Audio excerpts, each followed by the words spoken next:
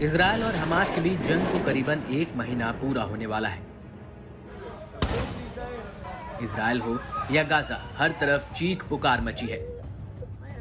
जहां America Israel को समर्थन दे रहा है, तो वहीं उत्तर कोरिया का तानाशाह नेता किम जोंग उन फिलिस्तीन को अपना समर्थन देने में जुटा है। दक्षिण कोरिया की स्पाई एजेंसी ने हैरान कर देने वाला दावा किया है। खबर है कि किम जोंग मिडिल ईस्ट में आतंकवादी समूहों को हथियार बेचेंगे। उधर रूस भी इस युद्ध में इजरायल को जिम्मेदार ठहरा रहा है।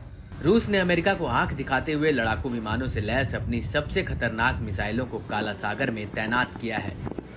यही काम अब उत्तर कोरिया भी करने जा रहा है। फर्क बस इतना है कि किम जोंग हमास को हथियारों की खेप पहुंचाकर मदद कर सकते हैं। उत्तर कोरिया तो पहले ही अपने परमाणु कार्यक्रम के कारण संयुक्त राष्ट्र के प्रतिबंधों का सामना कर रहा है। वहीं अब हमास को समर्थन देकर यह अमेरिका के विपक्ष में भी शामिल हो गया है। उत्तर कोरिया को लेकर यह खुलासा किसी और ने नहीं, बल्कि दक्षिण कोरियाई सांसदों ने एजेंसी की एक ब्रीफिंग में किया है। खबर है कि उत्तर कोरिया ने हमास को युद्ध से पहले ही एंटी टैंक रॉकेट लॉन्चर बेचे हैं और अब युद्ध के दौरान भी हथियारों की बड़ी खेप भेजी जा सकती है। कोरिया हेराल्ड के अनुसार माना जा रहा है कि किम जोंग उन ने युद्ध का फायदा उठाने के लिए फिलिस्तीन के लिए व्यापक समर्थन का आह्वान किया है।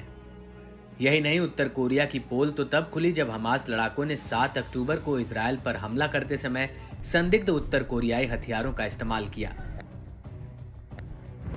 कहा जा रहा है कि हमास ने उत्तर कोरियाई F-7 रॉकेट प्रोपेल्ड ग्रेनेड का इस्तेमाल किया था, जो कंधे से दागा जाने वाला एक हथियार है जिसे लड़ाकू आमतौर पर बख्तरबंद वाहनों के खिलाफ इस्तेमाल करते हैं। एक दूसरे वीडियो में पहले भी हमास के आतंकवादियों को संदिग्ध उत्तर कोरियाई बुल से निर्देशित एंटी टैंक मिसाइलों का उपयोग करते हुए दिखाया गया था। दूसरी ओर उत्तर कोरिया ने हमास द्वारा अपने हथियारों का इस्तेमाल करने के दावों को खारिज कर दावा किया कि यह अमेरिका द्वारा रचित एक आधारहीन और फर्जी अफवाह है।